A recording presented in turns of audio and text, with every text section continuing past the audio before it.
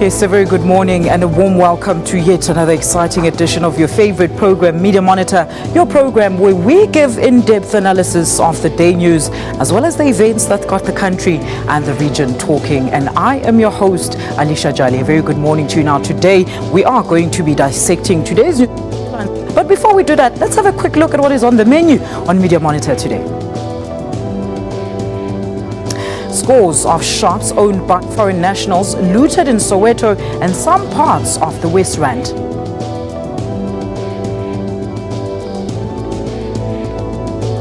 Student financial aid under the spotlight once again, and is first under serious scrutiny right at the beginning of a new academic calendar.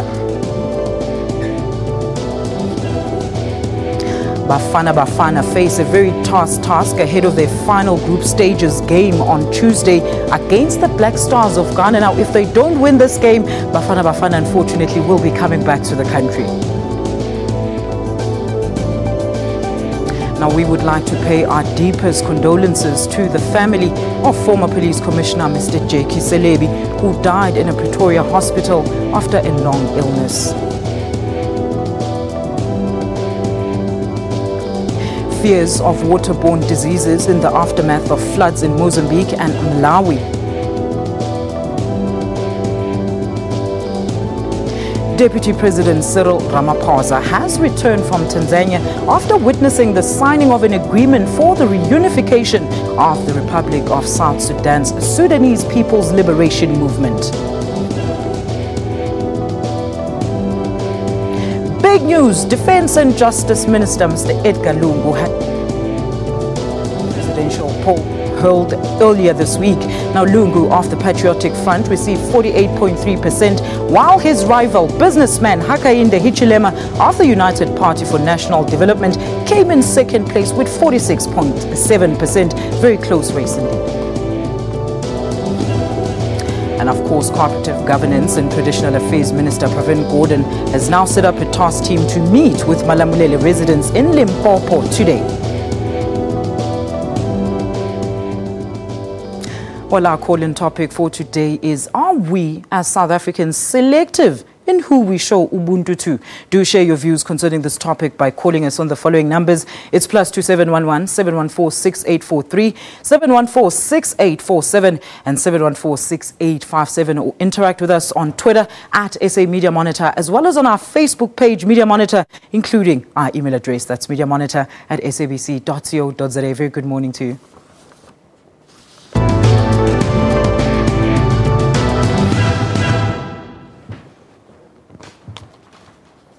All right, a very good morning. Of course, now, I guess this morning we would like to welcome Dominique Mahlangu, Political Deputy Editor of The Times, and of course, Mr. William Bird. He's the Director at Media Monitoring Africa. Panel, a very good morning to you. Thank you so much for joining us today. Good morning. All right, panel, let's quickly have a look at the video wall and see what stories are trending today. There we go, our first headline for the day that comes from the week in August. And of course, the headline story there is arrest warrant for Zuma's son. Very interesting story this, of course. An arrest warrant has been issued for Jacob Zuma's firstborn child, that is Edward Zuma, on, of course, child maintenance dispute, and he's also is wanted for failing to appear in court. Let's have a look at other news. There it is. It's the Sunday Times. Now, this is a very, very tear-jerking story. Bungling cops leave Senzo case in tatters. Now, apparently, because of the lack of crime intelligence gathering, as well as internal power struggles, they have left the police clueless in terms of the Senzo investigation. It's now been referred to the Vosloorus police station, and it's been going back and forth. So we'll get to find out more on that story. Let's have a look at other news. There it is, another sad story, Selebi's last days. Now, these are very, very close friends who were with the former police commissioner on his very last days when he was extremely ill. They tell their story about how it was for them to look at the former police minister in that position on his very final days. A very, very sad story indeed.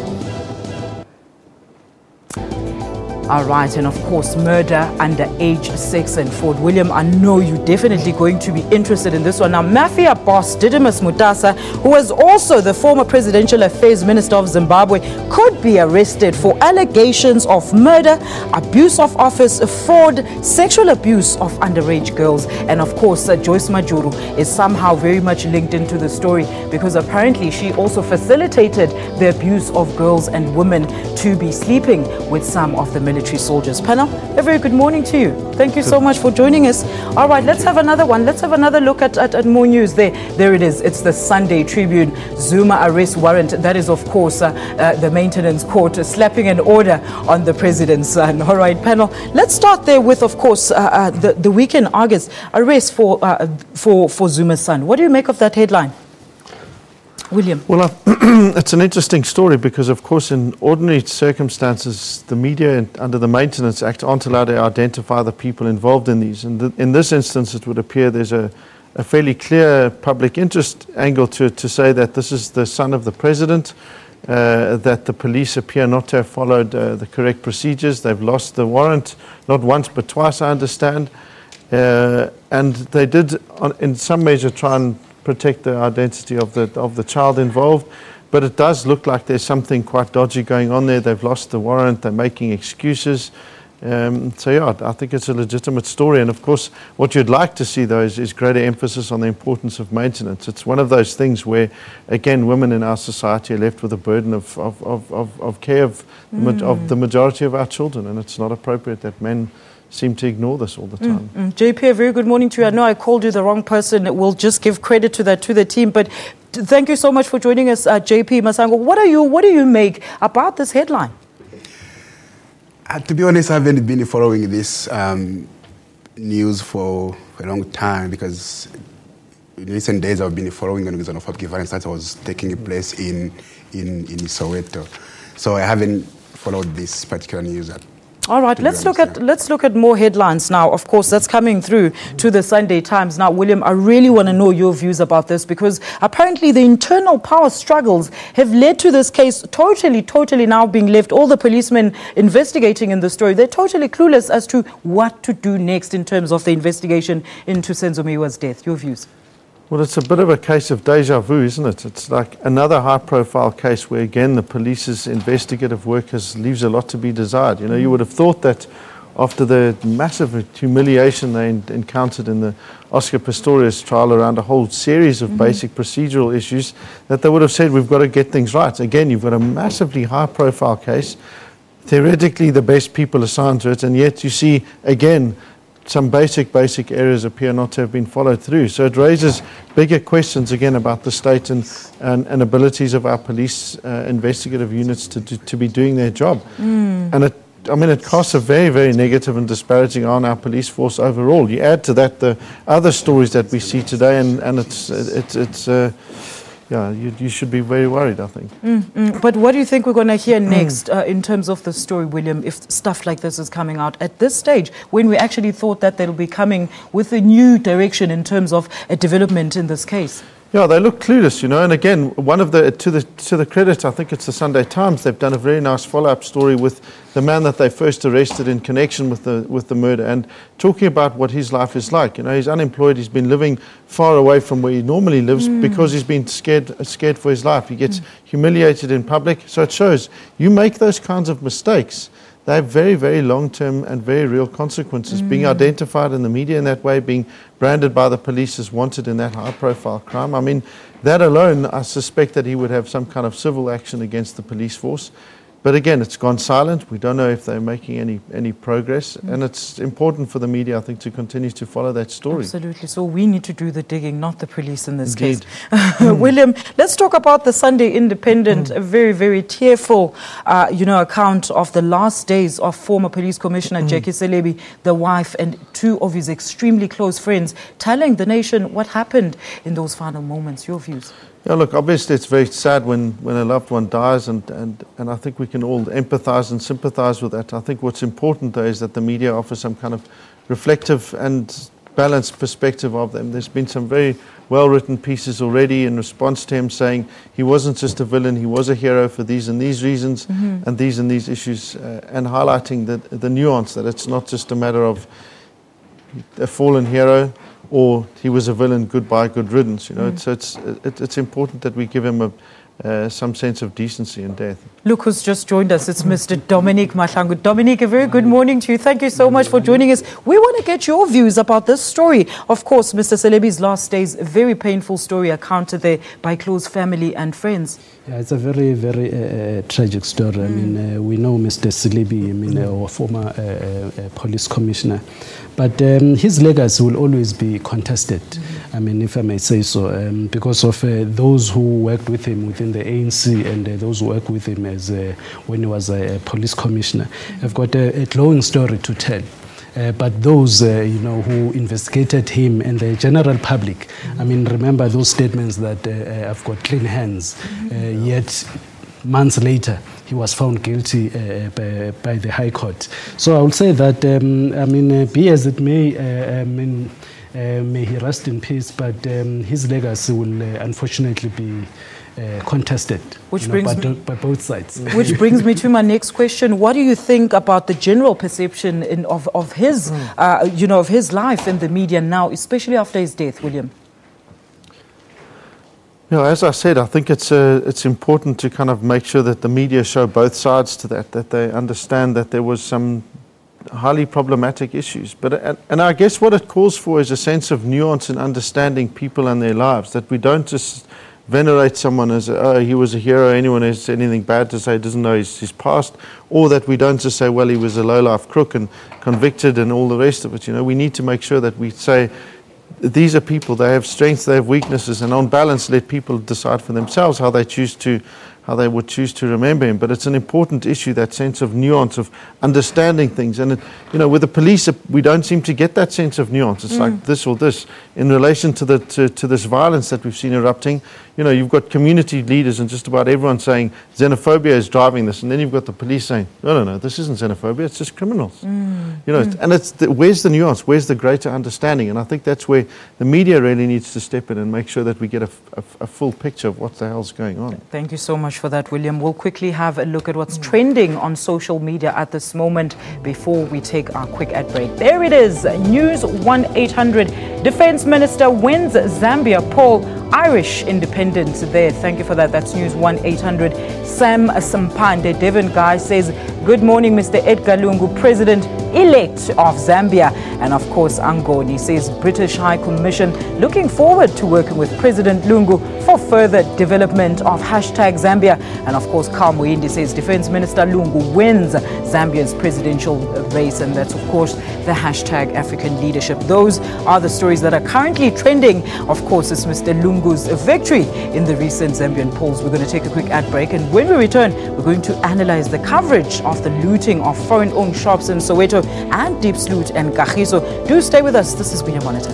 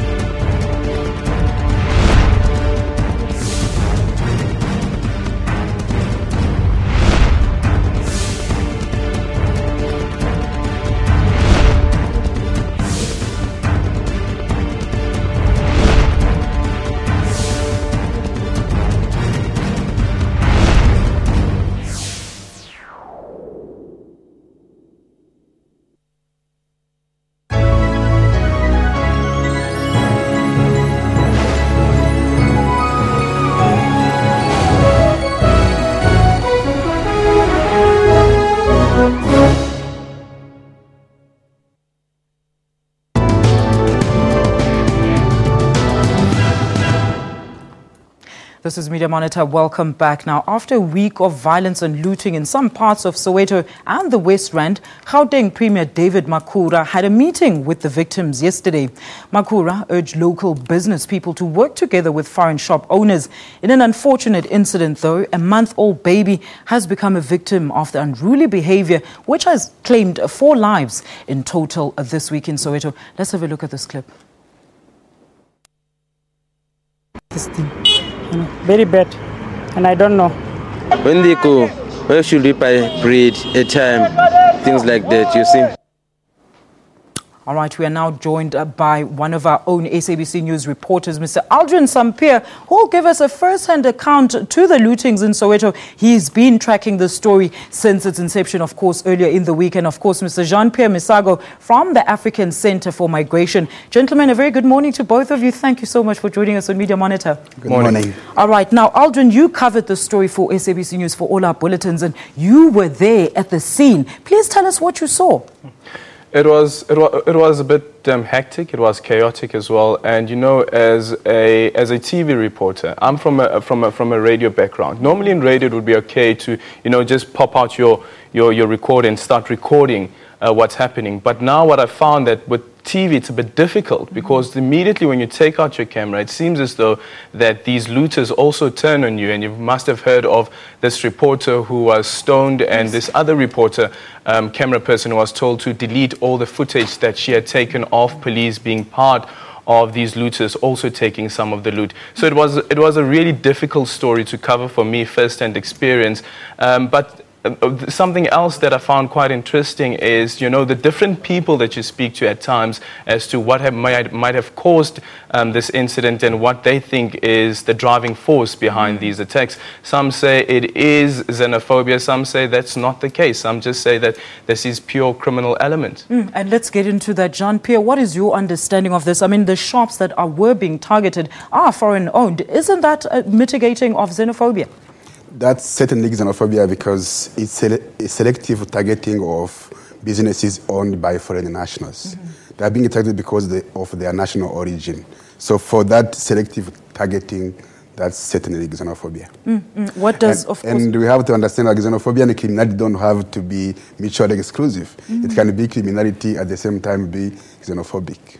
And I guess that's probably what we seem to fail to understand, that there is that dual relationship between the two, because you might find, for instance, this a Pakistani shop owner who I spoke to.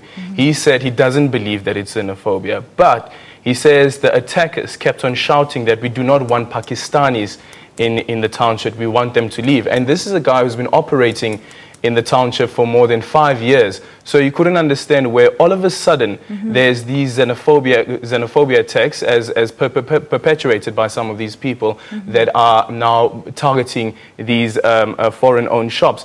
But then the other thing is that, Alicia, that you find that local shops all of a sudden also were being targeted. So it wasn't only foreign-owned shops. But we hear now the community was quite divided there, Aldrin, because people are for and the others are against the foreign nationals in there. But what does, of course, the African Center for Migration make of this, JP? We have been doing research on this particular issue for a long time. And we have to remind our viewers that these things have been happening well before 2008, even before that. And it has been happening, it has never stopped. So when there's this kind of violence, it starts a group targeting a certain group, but in the chaos, locals, bystanders can also become victims. That's why we see criminality creeps in. You can see local shops being looted, but the first target, the primary target, is foreign nationals, or at least shops owned by foreign nationals. And there is always somebody who is behind the violence. And I was glad to hear for the first time the provincial commissioner saying that we are not looking only at those kids caught looting. We're also trying to look at people who might be the instigators, who might be behind the violence, those we don't see. And those, for me, are the real perpetrators. Gentlemen, I just want to find out from both of you, do you think can South Africans regard this as other similar incidents, or it's just isolated? And are these not parkings just waiting to explode? Let's start with you, Aldrin. You know, when the violence started on Monday, and all of a sudden it spread, it reminded me of, you know, what Zweli Mavave from COSATU usually says. He always speaks about this ticking time bomb of youth unemployment. And I asked myself that, could this be it? Could this be that ticking time bomb really starting to explode? Because if you look at all the visuals, you see that many, many young people who are looting these shops. And you take into consideration what time these attacks are happening. These attacks are happening, some of them during the day, some of them late in the evening, late in the early mornings, for instance. This means that these are the people that are not working. So it seems as though that this ticking time bomb that Zweli Mavave has been warning about, this could be it. This could be that ticking time bomb exploding. Aldred, that's a very interesting point, because my next question would have been, isn't it the socio-economic factor that is impacting, of course, all the people that were looting? Let's take Lubandi on the line from Durban. Lubandi, a very good morning to you. Thank you for joining us on Media Monitor. Your comment, please. Yes, good morning. Good morning. Thank you for accepting me to talk to you. Please go ahead, sir. Yes, what I was saying, this issue is both xenophobic and crime. What we'll see, we as a foreigner here in South Africa, it seems like the poverty that has been held for long for our fellow brothers and sisters in South Africa in terms of poverty, it's coming back to us foreigners as we are taking everything from them. Because we can see in everything, in every situation, papers that we are given here as papers to work or studies are useless. They are not useful. Even now, you can see that we are now forbidden to work, to study, to get scholarship, even though we are given, some are given even up to green IDs and status. And this pushes us to be creative. But when you create, South Africans, when they find you doing that, they feel like you have taken something from them. And this is, the government should work on South African, maybe sponsoring them, starting their own business. I'm giving you an example. These young people I'm observing on the street, pushing trolleys, collecting boxes here and there. Why the government cannot give funds to those young people so that they can be organized in something that can help them? We will see Spaza shop in, like I'm giving like Umlazi here. There are some young people who are creative, but the government can't give them. Banks are just looking at them like this. When these people goes to the bank, we don't have chance to get funds from the government or from the bank. All right, Lubandi, we have to end it there. Thank you so much, because I want to get commentary there from JP. JP, I take it Lubandi is also one of the foreign shop owners in Umlazi, and he's talking about what he's seen on the scene. Don't you think it's also socio-economic impact and factors that mitigate this violence? Certainly, socio-economic conditions play a part, but we cannot say they are the only conditions that lead the violence, because if we talk about poverty, inequality, and unemployment, if those were the necessary conditions for the violence, we will be seeing all the townships, the former settlements in the flames. But we don't see violence in all those poor areas. So there must be something else happening in those areas where violence happens. That's something we need to understand before we can be able to design effective preventive measures. Aldrin? And I think probably that's the discussion that we should start having now. Absolutely. That if we are saying that this is xenophobia, what causes this xenophobia? And just on what Lubanda was saying earlier on, you know, you find that foreign nationals have these green ID books as well. And it brings you back to the question where you find, for instance, in informal settlements, when informal settlements are all of a sudden becoming formalized and RDP houses are being issued, and you find that a foreign national now owns an RDP house, and you find a woman or a lady who's been on the waiting list for more than 20 years still doesn't have that house. And I think it's when you see things like those happening right in front of you that that really sparks these tensions between these different groupings, like between the foreign nationals as well as the locals. The issue of inequality also coming into play. Well, let me find out from our panel as well. William, what do you make about these socio-economic factors being blamed on the recent lootings in Soweto? Please go ahead, William. Well, look, I mean, there's tragic socio-economic factors all over the country, and it's not to say that one group will necessarily react in the same way as they would in certain communities. So what's interesting is why it is those particular communities And then and what actually leads people to go from a level of dislike of people to actual physical violence? Because that's quite a big step, and it's not something, and I think far too often we don't analyze sufficiently the real causes and what leads to the actual initiation of the violence. It's not something that, because when we don't do that, we always then resort to the basic type, and the stereotype is, well, this is what black people do. If something goes wrong, they just get violent, which of course is fundamentally and profoundly racist and wrong.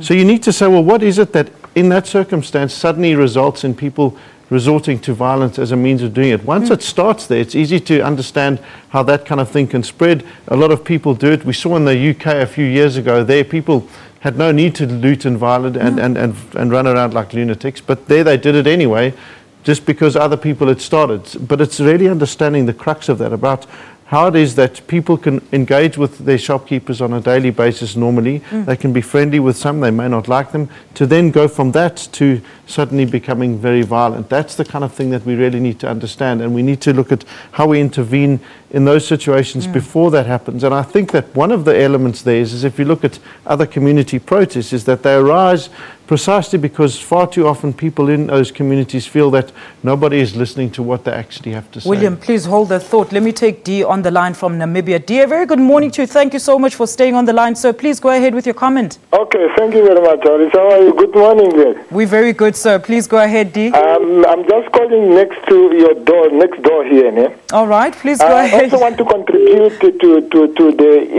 incident happened at Soweto. I'm not a South African. I don't know South African, but I look at it as we look at as an African people. I do not see that it's a way that South African doing well to treat the foreign nations like that. Because the thing is like those people who are owning the shops in there, they are from their countries where there is maybe a political problem or maybe economical problem. That also could be happen to South Africa one day. When the world today is blue, it will be red tomorrow. So I think South Africa need to treat the fellow African people better than that they have been just treating them. So it will be tomorrow you that will be found yourself in Somalia or somewhere else. So let us just be very cooperative. Thank you so much, Dee, all the way in Namibia, joining us here, giving us his views on what this issue has, of course, raised. Dominic, what are your views in this regard? No, I think I will agree with those who say that this is just an incident waiting to happen. I mean, if you drive by in the townships, mainly here in Gauteng, during the week, you'll think that it's either a public holiday or it's a weekend. A lot of people are not working, and it gives rise to this environment where people who are not engaged in anything, and people who are not doing anything with their time. I mean, any incident that will happen in the township, they will jump into it. I mean, the statements that, someone will go to a spaza shop, he knows the owner, and then the following day, he comes back now as an attacker.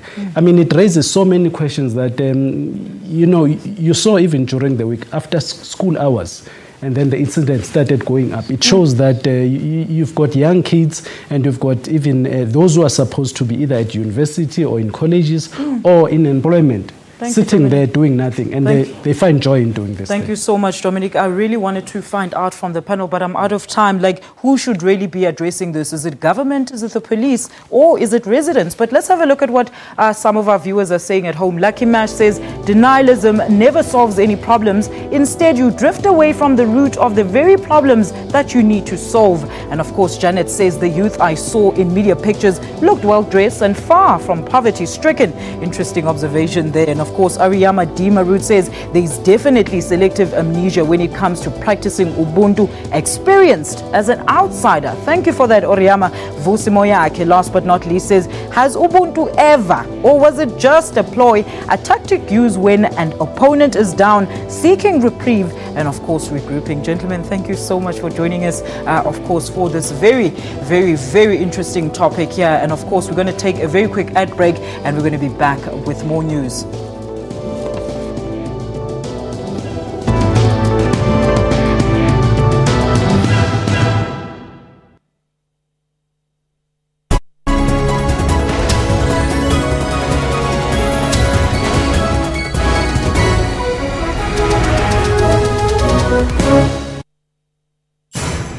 Didier Drogba, a footballer from Ivory Coast, was named as the third most influential celebrity in Africa. Where I saw him display, he's very nice player. He always make an impact. Drogba donated his $5 million endorsement fee to the construction of a hospital in Abidjan. Well, there are some lesser-known football stars in the continent that you haven't met. Really? And are deserving of more attention. I think we will do better. The Journal, every Saturday at 1:30 on SABC News.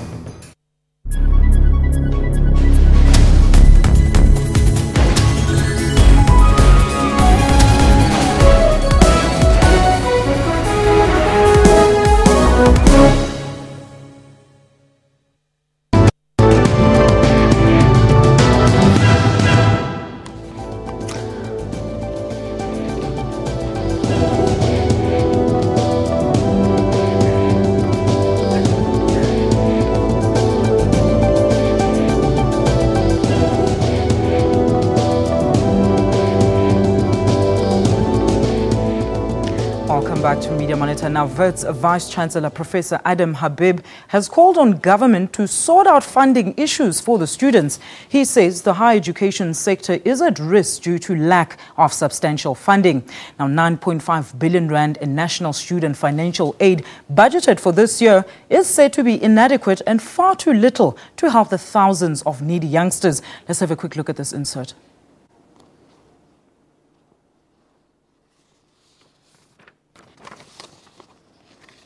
Every year, student funding hobbles the Department of Higher Education due to National Student Financial Aid Scheme NSFAS. Long queues at tertiary institutions are the order of the day, as a large number of students are squeezing in to be enrolled. Our fees are not paid. We have to wait long queues to fix this, so literally we don't know what to do. I have to apply for late registration, although I don't know even if I would get the offer or not. This year, 9.5 billion has been allocated for more than 400,000 students across public colleges and universities in the country. We expect to have 9.5 billion rands, which is an increase from the previous year. We still expect to assist about 430,000 students, numbers roughly 230,000 at the TVET colleges and about 200,000 at universities across the country. 9.5 billion by any measure is a lot of money, and we think that it should go a long, long way in assisting a lot of students. Minister of Higher Education, Blade Zamande, has considered that there are not enough funds in the National Student Financial Aid Scheme. All right, now the National Student Financial Aid Scheme issue dominates media every year. So we have decided to invite Ms. NSFAS spokesperson, Mr. Kagiso Mamabolo, and as well as Professor Adam Habib. He's the Vice-Chancellor at the University of Witwatersrand, to give us an in-depth analysis of this current issue. Gentlemen, a very good morning to both of you. Thank you so much for joining us. It's a pleasure being here. All right. Mamabolo, are you with us in Cape Town? Kagiso, are you with us in Cape Town? Thank you for inviting us. Good morning. A very good morning to you. Thank you so much for being here with us. Professor, why have you called on government to sort out these funds? Because I do think that this is ultimately a government problem and a national conversation really is needed. So, to be fair to NSFAS, they have actually quadrupled the budget. In the last 4 or 5 years, you've increased the NSFAS budget from about 2.5 billion to, I think what Musulwa said was 9.5 billion. This is a fantastic increase. But unfortunately, whether we like it or not, demand is outstripping supply. There are thousands of students that are still not going to have money. I can tell you now at WITS, we've been given 179 million. We will finish that. We'll fund about 2,800 students, 2,900 students. But I have many more who've been offered places who will not just have access to it. There has been, you've heard the president and others talk about double-digit fee increases.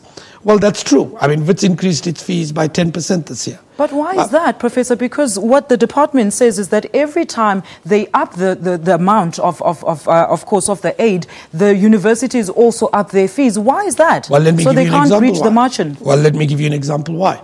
If you look at a study done, not by myself, but by Deputy President Cyril Ramaphosa on the funding of higher education, that study concludes that South Africans, if we were funding South African universities at a global average, we should be funding it at 37 billion. We fund it currently at 22 billion. Now the dilemma is, if you want to have a university like Wits, where I am, retain the quality that it has, then it has to be able to cover the costs. Last year, there was a 22% devaluation in the value of the rand. Now, if all of our costs are in dollars, all of our research equipment is in dollars, all our library books in dollars, how are we going to cover the costs? The increase in subsidy to Wits University was less than 6%, less than inflation rate. How do we make it up? We make it up through student fees. That's the dilemma. If the president wants to know, why do we have double-digit increases? Because the subsidy is not increasing equivalent to the cost of higher education. And you can bring any economist tomorrow around the table. Wits University is prepared to put its books on the table to show you there is no way to close the gap unless we deal with this historic challenge. Let's find out what the spokesperson for NSFAS has to say. Kagiso, a very good morning to you once again. Now, this issue seems to crop up every year, marked with a student protest demanding to be funded more. Please tell us why. Well, thank you very much. I do agree with Professor Habib. Indeed, the NSFAS ministerial review did conclude that the demand for financial assistance at higher education is far greater than the resources available. And of course, as the scheme of government, we've been working very hard to ensure that with as little as we have, we put every applicant through a means test to ensure that we prioritize on those who are most deserving and academically needy. Which brings me to my next question. Kagiso, please, how accessible is this fund and what criteria is used to actually elect the persons that are going to be funded, the beneficiaries? The funds are very accessible. I mean, since we were established in 1999, we managed to educate at least 1.5 million students. So that tells you that there's a majority of the people who access these funds. And of course, our budget has increased from 441 million to 9.5 billion. It shows that we are very considerate and we are accessible. I mean, we look at things that not anyone would just look at. For example, you need to provide us with a proof of income to show that at home you have you earn at least below 122,000 per annum. And then also you need to have passed very well. You know, one of the challenges that we have is that we've got majority of the students who are not academically excelling, and then which makes it very difficult for us because they come from poor background. And of course, you need to demonstrate to us that indeed you come from a very poor background, and of course you have been with social development over some time, because majority of the people that are poor, the Department of Social Development has got a record to show that indeed they've been supporting you. You are receiving a child grant, you are receiving a pension fund at home. So that kind of information assists us to determine that you are indeed needy. And one of the challenges that we have been experiencing is that majority of our applicants fail to submit documentation that supports their income at home. Very interesting, Professor. I want to hear from you. Just how easy is this and accessible to students that actually come and apply to your university? Look, we've had administrative problems in many universities. Such as what, Professor? Well, simply that universities, given the demand, there aren't enough people to process applications. I've had effectively a team working 24 hours for the last 2 or 3 weeks, processing applications, etc. Having said that, I think those administrative problems have been improving. Every year we're improving those issues. And we'll get through the administrative problems. The simple problem, however, is, as I think all of us admit, has government increased funds? Yes. But demand is outstripping supply. And whether we like it or not, at the end of the day, there are going to be individuals who are not going to be funded through NSFAS. And the issue is, what do we do with those students? And I think that's the conversation we have. You see, a student can march to the Vice-Chancellor's office. The problem is this: it can't be resolved by the Vice-Chancellor's office. I have no mandate, nor am I in a position to resolve the poverty and inequality crisis in this country. No. I cannot do that. And so you can march to us, but it's not going to resolve the fundamental question. And when I say to us, I mean every Vice-Chancellor's office, every executive administration. We need Vice chancellors can do two things. They can capitulate, and if we capitulate, I'll tell you what happens. In 9 months, there'll be a financial crisis in that university. The quality will go down, and we'll recreate what has happened in the secondary education system. We provide access, like has happened in the rest of the continent, but quality will go down. And frankly, if quality goes down and the quality of our universities goes down, this country can never be free. Because economic development, innovation, all of that will not happen. So that's the challenge. And this is why I say we really need politicians to stop politicking about it. I would love to see government, I would love to see the political parties, including the opposition parties, not playing politics, sitting down and saying, solutions. Let's have a practical conversation. Given the limits of NSFAS, given the universities, what do we do? I have this wonderful case. This week, a young student came in, Mrs. Dykes, a young couple. She won a merit bursary. And you know what she said? She said, look, I know it's difficult, but I can afford it. My husband will cover it. Here's my bursary back. Please go give it to a student that deserves it. That's the noble gesture. Wow. That's the kind of thing that I would like to see from all role players in South Africa. Thank you so much for that, Professor Kagiso. Before I let you go, very quickly, man, it seems that the fund is only available in April after registration, but does this not then automatically disqualify the needy students who cannot afford to pay upfront? Well, well, that is not true. I mean, Professor Habib will tell you that we make our allocations to universities quite early. For 2015, we sent the confirmation to universities by the 19th of December, which gives universities an opportunity to enroll students to the amount of the allocations we have given. And obviously, this is a scheme of government. We comply with the rules of government. So the financial year would normally kick in from April, and that's when actual funds are transferred from Treasury to universities. Thank you so much, Kagiso, for that. Before we go, let's have a look at what some of the people at home are saying in regards to this topic. Don't go anywhere, Kagiso. They might have something for you to answer. Let's have a look at those tweets. There they are. All right, that's Call Me Hazum says, why is hashtag NSFAS not readily available for postgrad students, especially for UKZN postgrad students? There is a question that I thought Kagiso might have to answer. And of course, Mateko Masemula says, what are VET's future plans to increase student funding? Well, the professor is here, but unfortunately, we've run out of time. Nkandla's Hurt Body says, most of us have to lie in order to be considered for NSFAS and having both working. And last but not least, Zabastado says also maybe the perception that tertiary education is a right and not a privilege. Very quickly, Professor, before I let you go. What do you mean? I think all of that's true. I mean, we are having plans to increase, but I think the big issue is, this is why I say, there have been politicians going around saying, education should be free. Now we're paying the consequences. You've created a crisis of expectation, and I think that's the thing we've confronted with. Professor, thank you so much for your time this morning. And of course, our guest in Cape Town, Mr. Kagiso Mamabolo, the spokesperson for the NSFAS. We're going to take a quick ad break. And when Media Monitor returns, well, Bafana advance to the next round of AFCON. Well, if you want to hear about that, do stay tuned to Media Monitor. We'll be back shortly after this.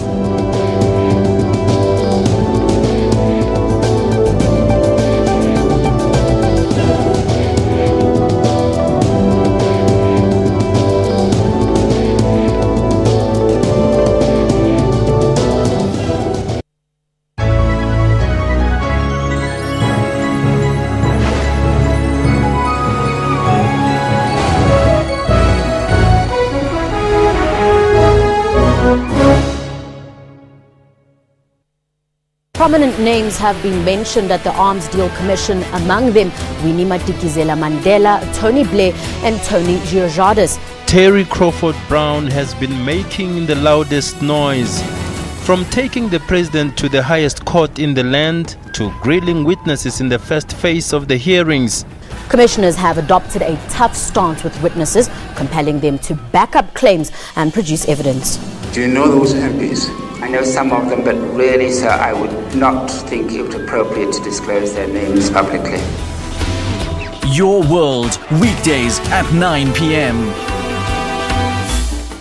SABC, sharing 20 years of inspiration.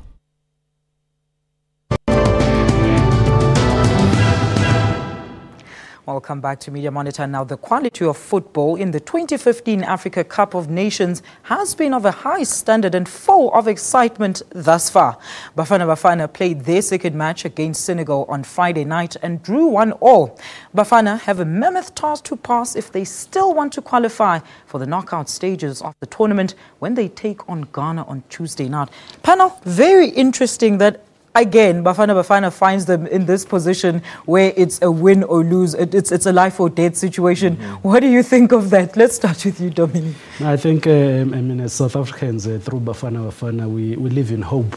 And we hope that on Tuesday something will happen. But be as it may, I think at the center of everything is that it seems as if we always take the hard route in order to reach our destination. But also, I mean, there's a story by the Sunday Times. I mean, it says that Bafana went to the AFCON believing in their own hype. I think also as ordinary South Africans and supporters, I mean, we're caught up in that spirit that finally, you know, we are a winning nation, without considering that there are other teams out there who have been qualifying. Because you must remember, in the past 4 or 5 years, we've been qualifying by default, you know, always hosting the tournaments. But now we're facing reality. And I think even if we're knocked out, I mean, I think as South Africans, we should just build from where we are. Absolutely. Yeah. Thank you, Dominic, for that. Let's take Kondile from Mangawung on the line. Kondile, we didn't forget about you. A very good morning to you, sir. Please go ahead with your comment. No, sorry for taking you back, Alicia. Go ahead, sir. The issue of Bangladesh is, I don't think we should reduce it into townships only. Look, for me, there's a whole lot of people who are coming from outside who are classified to be white. And nothing is happening, you know, with those people. They're safe and so forth. Now, clearly, it then shows you that there is some type of, I don't want to say segregation, but if it's an issue of xenophobia, why is it not happening across the country, where they are Bangladeshis, where they are categorized as white? So it's something that needs, you know, ponders, you know, very much for me. But over and above that, I think what is important is to look at the detrimental of these activities internationally, globally, as to what do they mean in terms of the reputation of the South Africa. Look, we are into divorce now, and all these things are happening, and we are making, I'm sure South Africa is making effort to rectify its image. Thank you so much, Kondile. All right, thank you so much. We have to leave it there because Hlubigazi from Cape Town is also on the line. Hlubigazi, a very good morning to you. Please go ahead with your comment. Good morning, ma'am. You're speaking to Hlubigazi. Go ahead, ma'am. Okay, I wanted to comment on the issue in Soweto, which I don't know, it's really sad as to how we're treating our African brothers and sisters from other countries. Hence, I think at the end of the day, the government needs to look on certain things like social economic problems that our fellow South Africans, they're not working. And I don't know what will be the solution. Hence, at the end of the day, our foreign national brothers and sisters, they have a tendency of killing. They've killed a young boy. He's only 14 years. The same thing happened to PE last year, which they killed a boy which was 14 years. It doesn't mean that the South Africans need to kill. They need to be vengeance so that they can kill. But at the end of the day, the government needs to look at what is happening. People are not working and they are frustrated. Thank you so much. One speaker indicated that all right, we have to leave it there, unfortunately, Hlubigazi, because we have to carry on. William, I really just want to get your views about, you know, Bafana's performance in the AFCON before we go. Yeah, I can't let that one thing slide, though. She said, you know, they have a tendency to kill. If anyone has a tendency to kill people, it's South Africans. We're fantastic at killing people. So to suggest that it's, you know, foreigners have a tendency, I think we must just caution very strongly against that. I think what it also talks to, and it's the same with Bafana, is we've got to get like the basics right, you know, around doing all of these things. If our police force would get that right, we wouldn't have the kind of errors in the Senzo killing. It's like getting the basics right and starting those basic building blocks.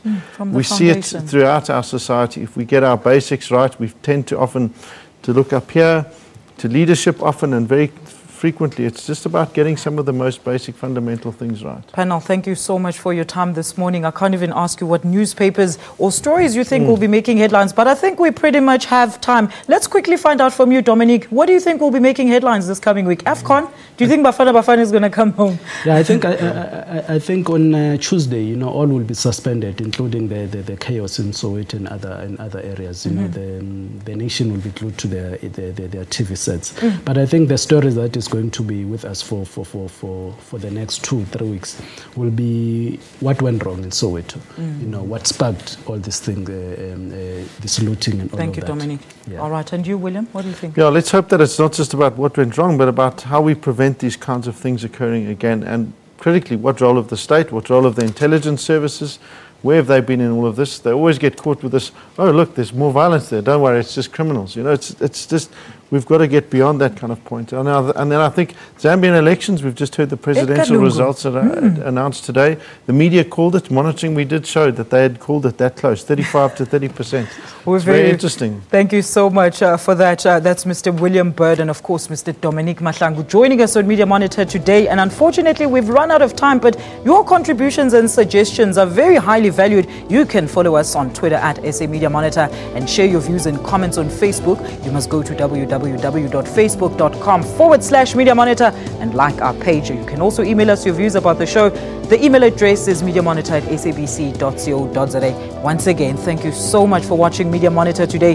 Do join us again next week. And in case you missed our live show, remember you can still catch the repeat. Yes, it is at 2 a.m. Or alternatively, go to our SABC YouTube link on www.youtube.com/SABC News. You have yourself a blessed Sunday. From myself, Alicia Jali, and the rest of the creative team. It's goodbye.